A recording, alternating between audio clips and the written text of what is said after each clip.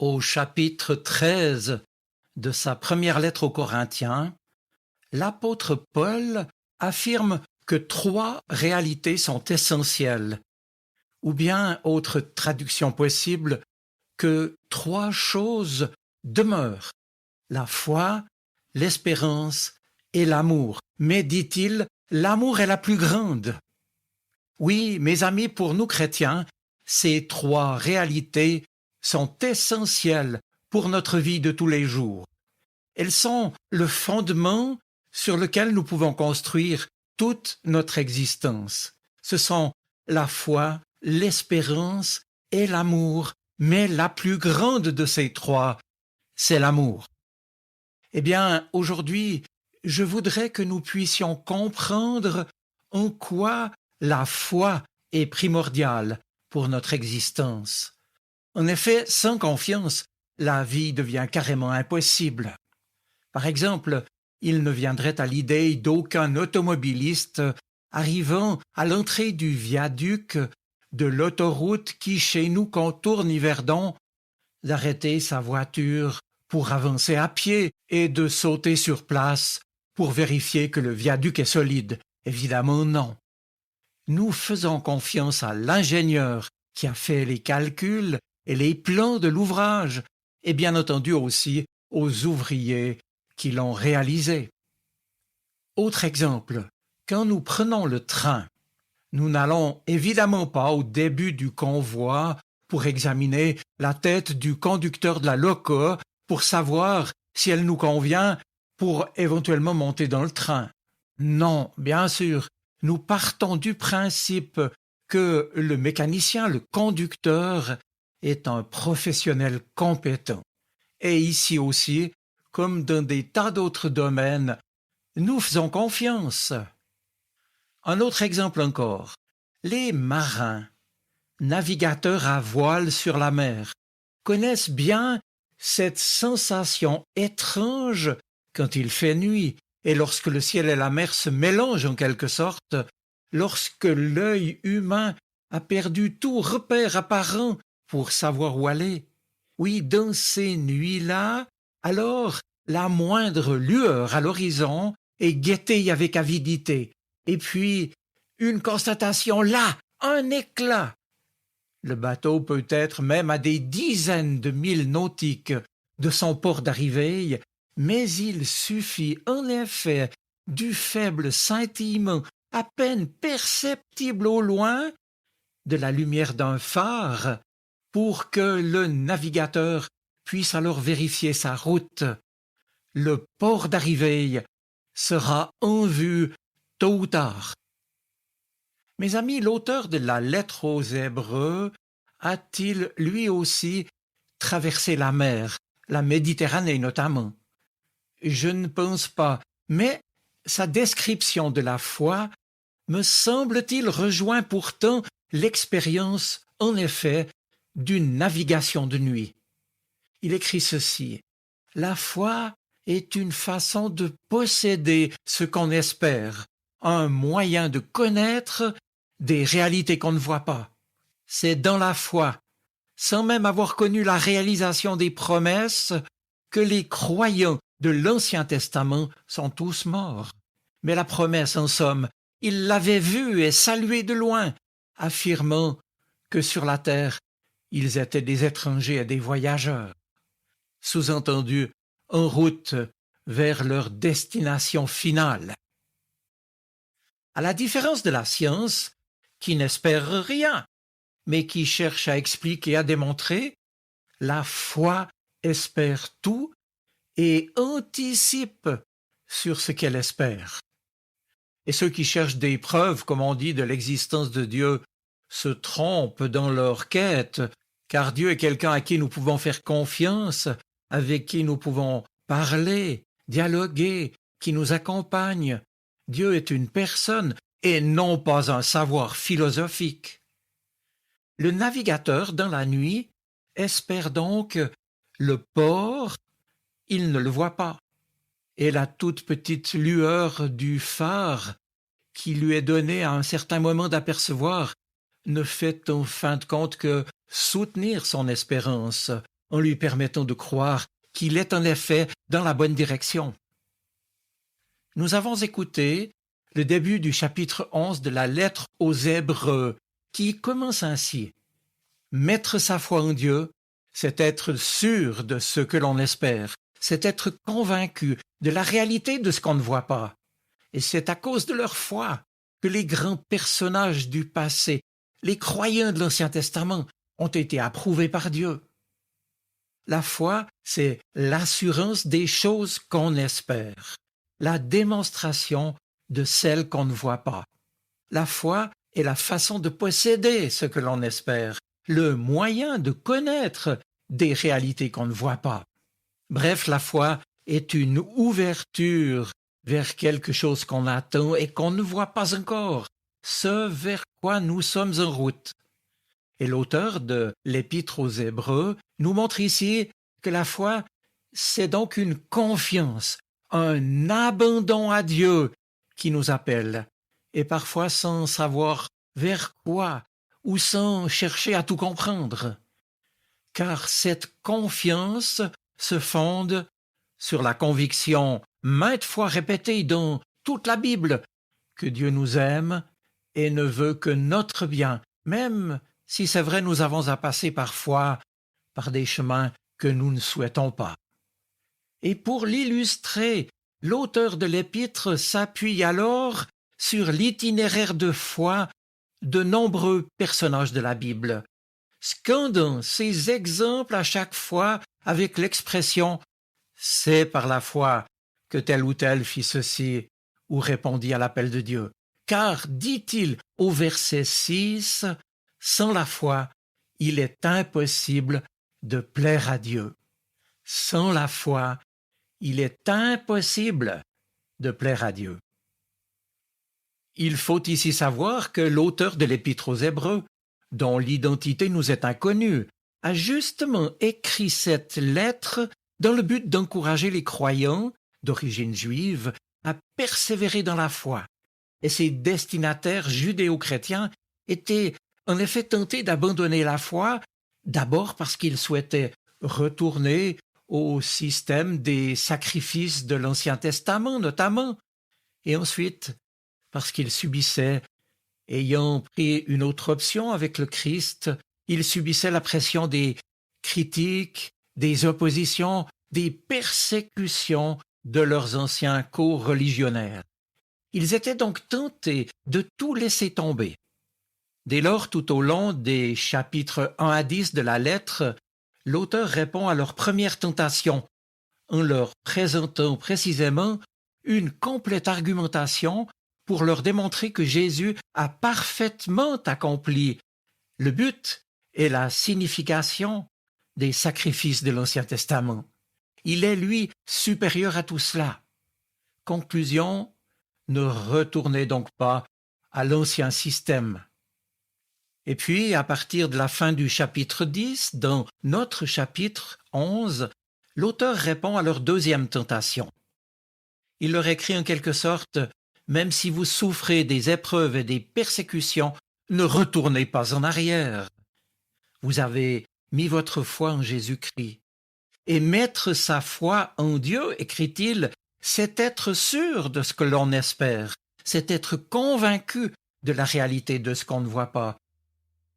Mes amis, ce n'est pas la pensée positive qu'on veut nous vendre aujourd'hui pour regonfler nos espoirs en des jours meilleurs.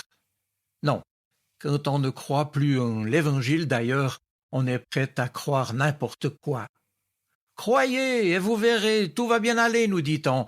Peu importe en quoi ou en qui vous croyez, pourvu que vous y croyez. Ayez foi en vos projets, en vos moyens, en votre bonne étoile. Mais tout cela, nous le savons, c'est du vent. Cela dit, la foi n'est pas non plus une simple intuition ou un sentiment, elle n'est pas aveugle. Non, la foi est une réponse personnelle à la parole de Dieu, lorsque nous décidons alors de faire confiance à ce que Dieu nous dit. La foi est la démonstration des choses qu'on ne voit pas.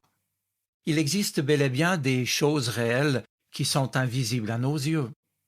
Or, la foi est la conviction irréfutable que certaines de ces choses invisibles sont en fait déterminantes pour notre vie.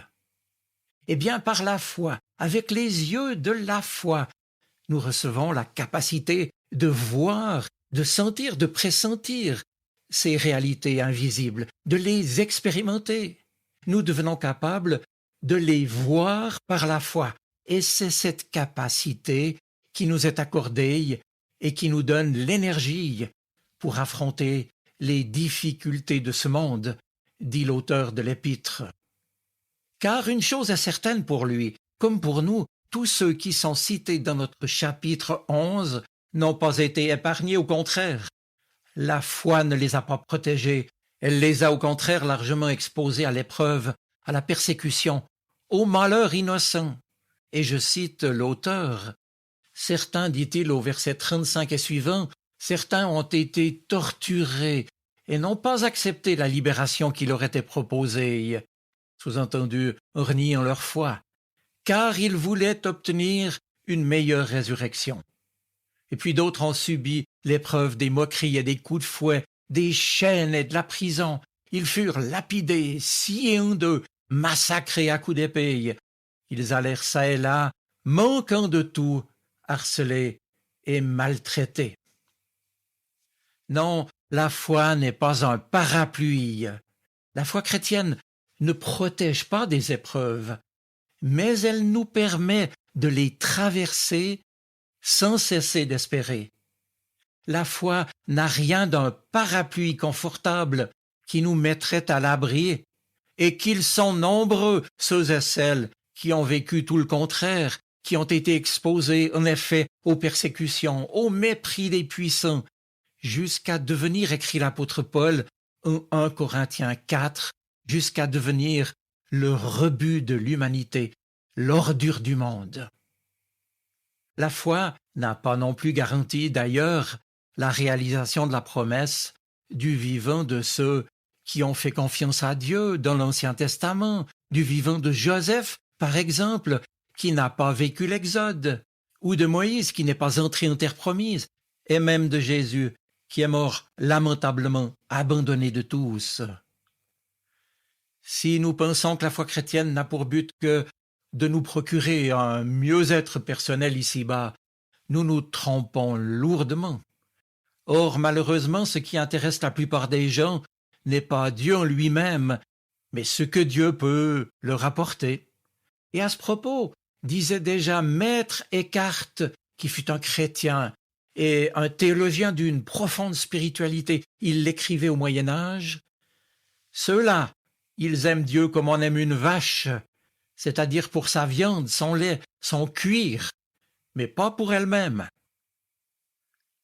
La foi n'est pas une assurance confort et réussite. Au contraire, elle fait prendre des risques, fait faire des choix à contre-courant parfois. Elle peut même susciter l'hostilité, car elle dérange. Elle nous expose au lieu de nous mettre à l'abri. Mais, par exemple, Moïse, nous a-t-il dit, c'est au verset 25-26, choisissant d'être maltraité avec le peuple de Dieu, regardait plus loin. Mes amis, la foi, c'est regarder plus loin. Serions-nous alors plus grands que Moïse, qui, par la foi, navigua ainsi de nuit, jusqu'à apercevoir le but, mais sans pouvoir l'atteindre? Serions-nous plus forts, plus grands que le Christ qui, à Gethsémani, lutta par la foi contre la tentation de renoncer, priant toutefois, « Père, que ta volonté soit faite et non la mienne. » Dès lors, mes amis, nous aussi chrétiens, avançons dans la foi, naviguons chacun dans notre nuit sans quitter des yeux la lumière qui là-bas nourrit notre espérance. Car c'est la foi, la confiance que l'on peut placer en Dieu qui rend présent l'avenir et visible l'invisible. C'est ce qui fait notre force de chrétien, c'est-à-dire de croyant. Elle réalise les choses que l'on espère, comme si on les tenait déjà. D'où la conclusion de l'auteur au début du chapitre 12, je vous la lis. « Puisque nous sommes entourés de cette grande foule de témoins, débarrassons-nous de tout ce qui alourdit notre marche, en particulier du péché qui s'accroche si facilement à nous. Et, dit-il, courons résolument la course qui nous est proposée. » Et il ajoute, c'est là l'essentiel, « Gardons les yeux fixés sur Jésus, dont notre foi dépend du commencement à la fin. Il a accepté de mourir sur la croix parce qu'il avait en vue la joie qui lui était réservée. Et maintenant, il siège à la droite du trône de Dieu. Alors pensez à lui, à la façon dont il a supporté une telle opposition de la part des pécheurs. Et ainsi, écrit l'auteur de l'Épître aux Hébreux, vous ne vous laisserez pas abattre, vous ne vous découragerez pas. Oui, mes amis, c'est par leur foi, par leur confiance placée en Dieu seul, que les anciens ont reçu le témoignage qu'ils étaient agréables à Dieu. Alors comme eux et à leur suite, nous sommes appelés à aller de l'avant nous aussi, en nous sachant étrangers, c'est vrai, et voyageurs sur la terre, mais gardant le cap sur l'horizon des choses célestes et nos yeux fixés sur la personne de Jésus-Christ, notre phare et notre unique espérance. Mais une chose est certaine ce matin, mes amis, je ne vais pas vous dire qu'il suffit de croire en Dieu pour que tout aille bien. Non, car je sais que tous, un jour ou l'autre, traversant des moments difficiles, oui, tous nous connaissons, nous pouvons connaître une crise dans notre foi en Dieu.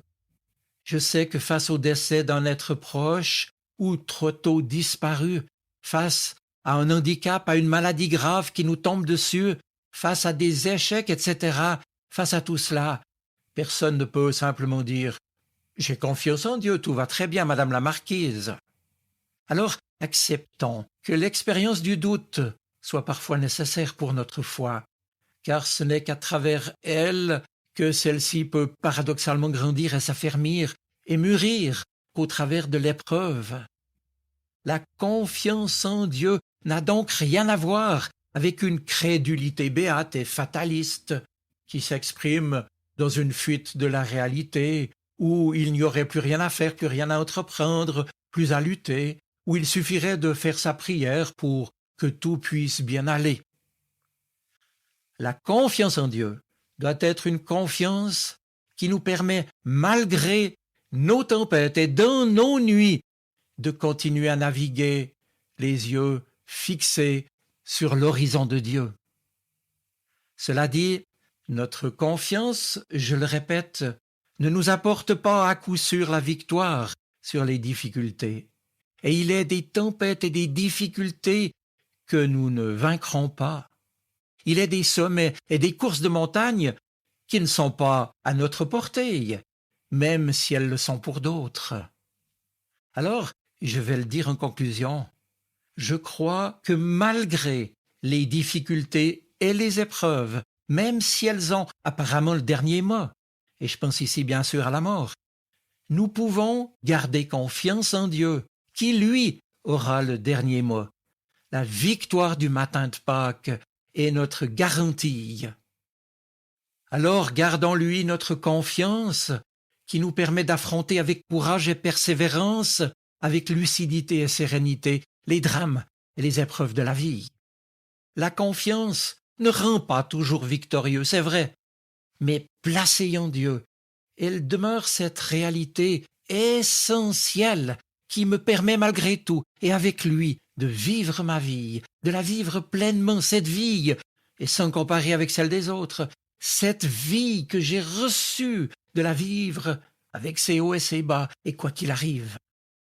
Et pour le reste, mes amis, et pour toi aussi qui m'écoutes, appuyons-nous avec confiance sur cette promesse que Dieu nous renouvelle à chacun aujourd'hui. La voici. Ne vous inquiétez de rien, mais en toutes circonstances, demandez à Dieu dans la prière ce dont vous avez besoin, et faites-le avec un cœur reconnaissant. Et la paix de Dieu, qui dépasse tout ce que l'on peut imaginer, gardera vos cœurs et vos pensées en communion avec Jésus-Christ. Amen.